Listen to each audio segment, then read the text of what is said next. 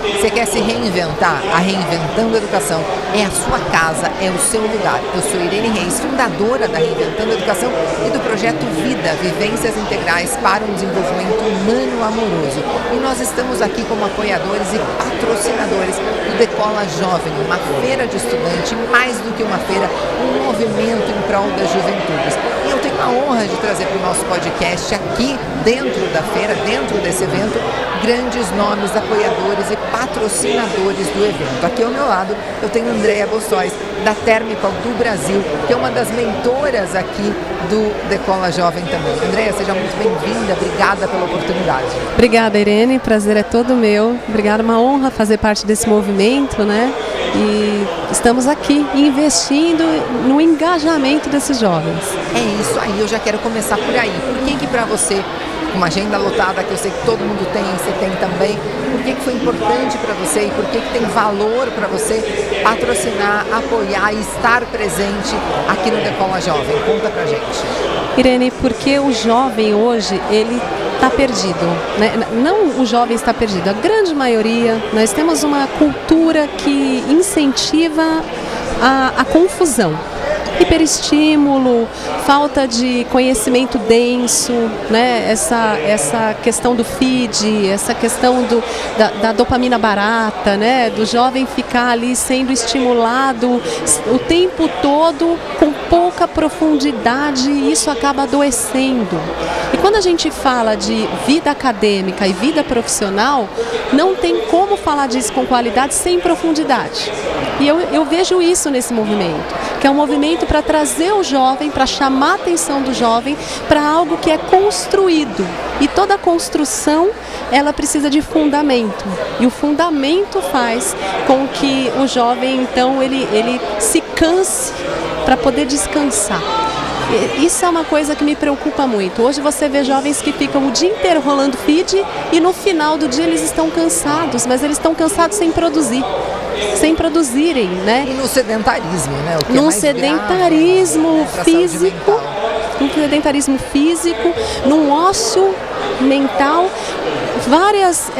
um conhecimento de redline, né? De manchete. São 3 frases que o jovem lê de uma... Não só o jovem, viu, Irene? As pessoas, de uma maneira geral, né? E dá a impressão de que você está informado, que você já detém conhecimento sobre aquele assunto.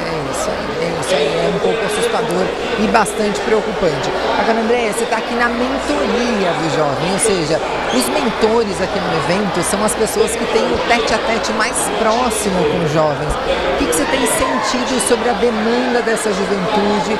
O que você também aprendeu com os jovens, ou tem aprendido com jovens nesse contato aqui da mentoria e em outros espaços que você ocupa também na sua empresa, né? Eu estou muito contente porque eu tenho visto os jovens de uma maneira geral com bastante interesse, bastante sede, eles não estão alienados. Os que estão procurando a mentoria, eles realmente querem saber, querem conhecer, não, você é empresária, como que foi isso, né? Como que você chegou a ser empresária? Será que é para mim? Será que eu também posso? E aí tem a questão da representatividade, né? Eu posso também. Eu fundei a minha empresa, eu tinha 21 anos. Então tem jovens aqui que com 18, 19, está muito próximo disso. E eles falam, poxa, eu também posso. E pode, né, Irene? Pode, a gente precisa criar a rede de apoio, entender a história de vida de cada um. E por falar nisso, eu gostaria de te convidar a compartilhar um pouco da sua história de vida. Como é que a Andréa chegou até aqui? Hoje uma empresária bem-sucedida, mentorando outros jovens. Mas como foi o começo dessa história de vida? Conta um pouquinho pra gente. Quais foram os seus apoios? Bem, eu comecei a empreender muito nova. Comecei a trabalhar aos 12 anos, né? Eu queria mais do que os meus pais podiam me dar e eu só podia fazer isso dentro da educação que eu recebi trabalhando. Então fui trabalhar muito nova em loja de bairro da minha casa, do meu bairro. Aos 17 anos eu fundei meu primeiro negócio com um grupo de amigos. Nós abrimos um restaurante, eu e alguns amigos. E aí o restaurante deu muito certo. A gente pegou uma casa, reformou, abriu o restaurante, só que eu trabalhava de domingo a domingo, das 7 da manhã à meia-noite. Aí eu falei, gente, eu não quero isso para minha vida. Vendemos o restaurante. Mas espera, André, que para pegar uma casa, reformar uma casa, tem que ter uma verbinha que vem de algum lugar. Quem ajudou aí nessa primeira verba? Irene, eram recursos nossos dos jovens, porque eu comecei a trabalhar aos 12, e aí eu fiz alguns trabalhos como modelo há 20 e tantos anos atrás, então eu tinha um capital, eu achava que eu tinha um capital, né? E aí foi muito rápido esse capital. A gente alugou a casa, a gente reformou, era muita gente trabalhando, era um sonho, a gente fez por uma curtição. Quando você tem 17 anos, você pondera dar errado, porque se der errado você começa de novo, né? E não deu muito certo. E aí eu gostei muito, só que eu tive funcionário, eu tinha um funcionário de cozinha, então eu tinha cozinheiro, né? Muito mais velho do que eu, todos mais velhos do que eu, né? E aí assim, eu peguei gosto por aquilo, eu gostei, mas não era a vida que eu queria levar. E aí a gente vendeu o restaurante, a gente se capitalizou ainda mais, porque o restaurante, a gente vendeu mais do que o que a gente investiu. E aí eu vim trabalhar, isso era em São José dos Campos. E aí eu voltei para São Paulo, para casa dos meus pais, e eu vim trabalhar numa indústria que fazia tubo de aço inoxidável. Nessa indústria, Irene, eles tinham pego como pagamento de dívida de um cliente umas máquinas que faziam portas frigoríficas. E como eu tinha sido recém-contratada, eles falaram, olha, o que a gente faz com essas máquinas aqui? Pega essa menina que começou agora e põe ela para fazer isso, porque não vai atrapalhar o trabalho dela. E aí foi o primeiro contato que eu tive com refrigeração industrial, uma indústria de refrigeração. Eu descobri que onde se usa a porta frigorífica, o tamanho do mercado de refrigeração no Brasil e no mundo, e que naquele momento não tinha uma fábrica em São Paulo que fabricasse isso. Aí eu enxerguei Pode, né? Porque São Paulo tem de um tudo e não tinha isso. Não tinha em escala, da maneira como tinha em Santa Catarina, Anápolis na época, e o estado de São Paulo era muito artesanal o que tinha.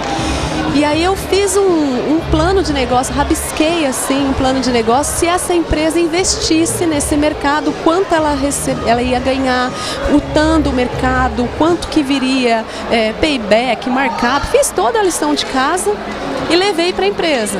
Eles olharam assim e pensaram, a gente só queria saber o que fazer com as máquinas, né? Você foi muito longe, parabéns pelo trabalho, mas não é nada disso que a gente quer. E aquilo ficou martelando na minha cabeça, e eu cheguei para eles e falei, eu achei quem compra as máquinas, mas tem que ser parcelado, muito parcelado. Não, tá bom, pode vender, isso aqui tá estorvando o pátio. Comprei, Irene. Eu achei que comprei, tipo, eu mesma. Exatamente. Eu mesma. Peguei a grana que eu tinha, da época que eu trabalhei, mais a época do restaurante, e aluguei um prédio em Ferraz de Vasconcelos.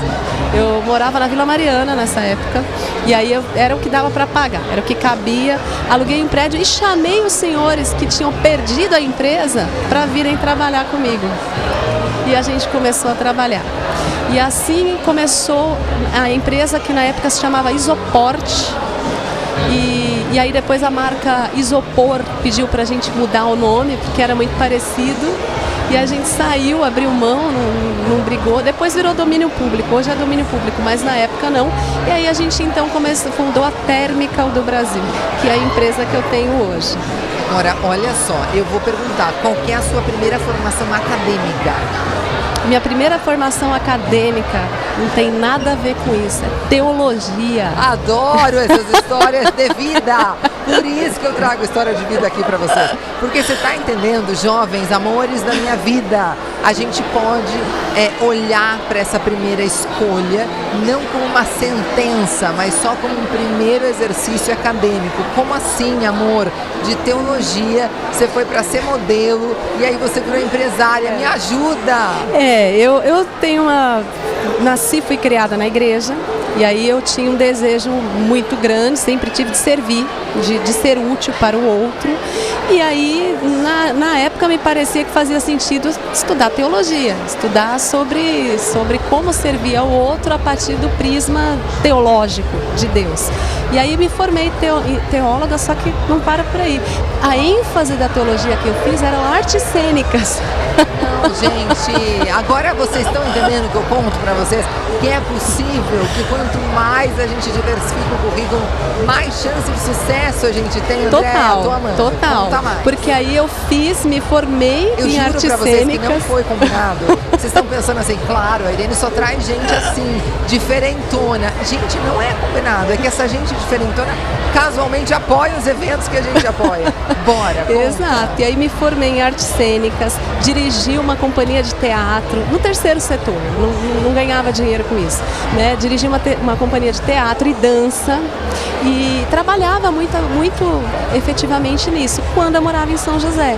Quando voltei para São Paulo, eu saí daquele grupo que eu estava, daquela igreja, daquele grupo religioso, vim para cá, fui trabalhar nessa empresa e veio a oportunidade que eu enxerguei de abrir essa indústria, essa empresa de refrigeração e câmara fria.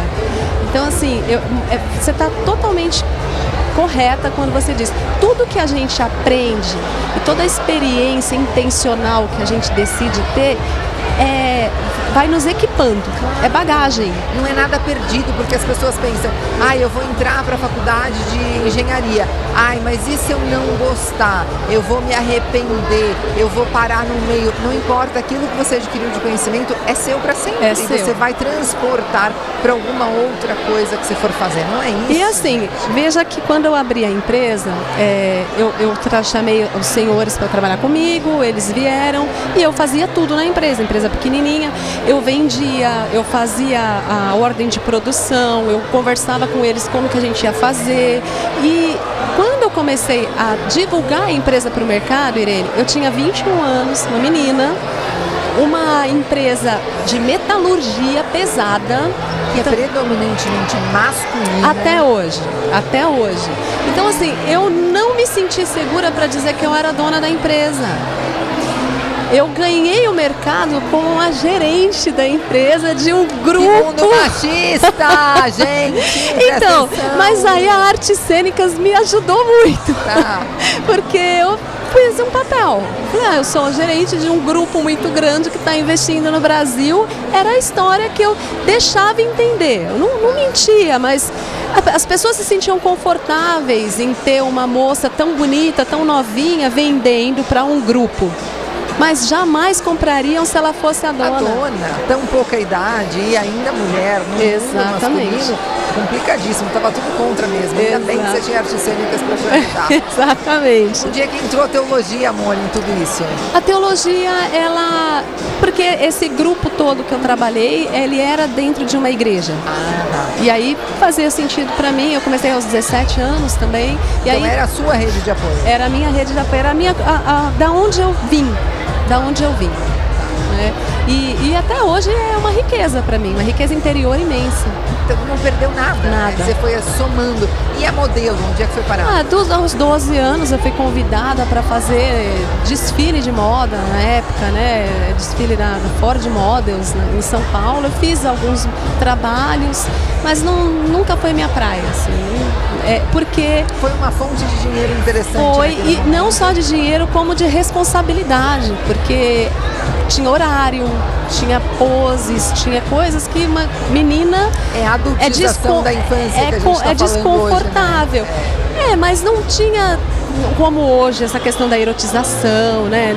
Graças a Deus não tinha. Meus pais sempre tiveram comigo. Mas é trabalho. A gente chama de trabalho. Adultização no sentido não só erótico, né? Quando a gente fala de adultização da infância, é essa coisa da responsabilidade, do horário, que tem os seus aspectos positivos e negativos também. Mas se os pais estão perto, orientando, dosando. Tanto que eu lembro que teve um campeonato lá, um festival que eu ganhei e que o prêmio era sair na Sapucaí. Olha aí. Minha mãe não deixou. Olha aí. Minha mãe falou, não, ganhou, mas não vai levar o prêmio. Imagina, eu era menor de idade, tinha 14 anos, né? Então tinha limites ali, tanto que o negócio não pegou. E bacana essa história de vida, olha que riqueza essa história de vida. E aí agora faz mais sentido entender por que para você, uma empresária, faz sentido estar aqui num evento de jovens, o Decola Jovem, faz sentido apoiar, patrocinar, muito, ser mentora. Cada um deles aqui é um universo cheio de possibilidades, e o que a gente puder fazer para ser chão onde eles possam pisar é algo que é uma paixão minha. É uma paixão minha. Perfeito, que bacana. E hoje a Térmica do Brasil, ela faz o que exatamente e como que o jovem pode conhecer um pouco mais do seu trabalho pessoal e do trabalho da sua empresa?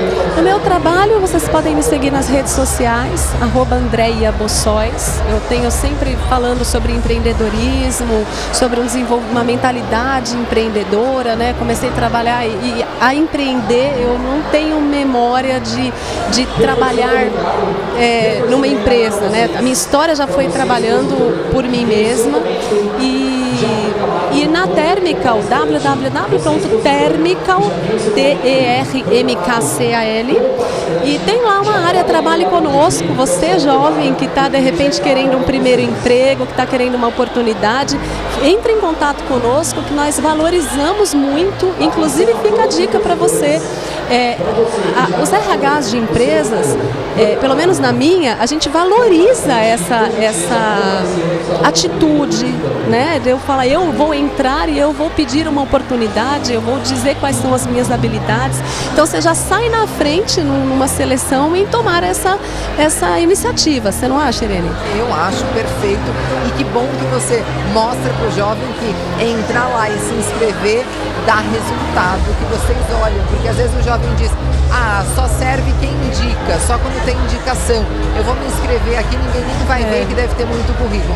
Não é assim. Existe um RH, existe pessoas que recebem. Na minha empresa vai para o meu e-mail. Vai para o RH, mas vai para o meu e-mail, porque eu gosto de saber disso, e a gente valoriza muito essa iniciativa dos jovens, e a gente tem...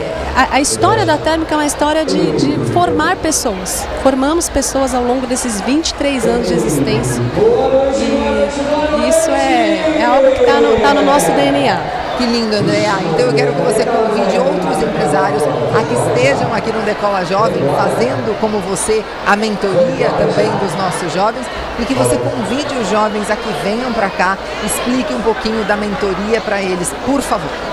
Você que é empresário, que tem um negócio, que precisa se mostrar também enquanto empresa empregável, né?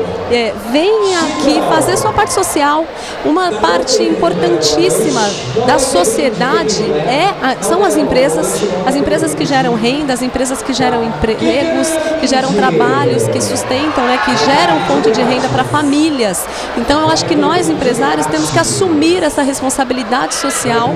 E principalmente eu queria falar com a média e pequena empresa, porque é quem mais emprega, é quem mais gera renda. Às vezes você pensa assim, mas eu não sou uma multinacional, uma SA, minha empresa tem 5 pessoas, são 5 famílias. Olha quantas vidas, né, associadas, né? E aí você tem muito valor e assuma esse seu papel social. Assuma que você tem um papel na sociedade, um papel construtivo na sociedade. E você, jovem, pega essa oportunidade, todas as oportunidades. Vocês têm o que a gente vai perdendo ao longo da vida, que é além do tempo. Colágeno? Não, colágeno eu falo, Irene, eu falo que você toma banho depois dos 40, amor, vai no banho. Disso hoje.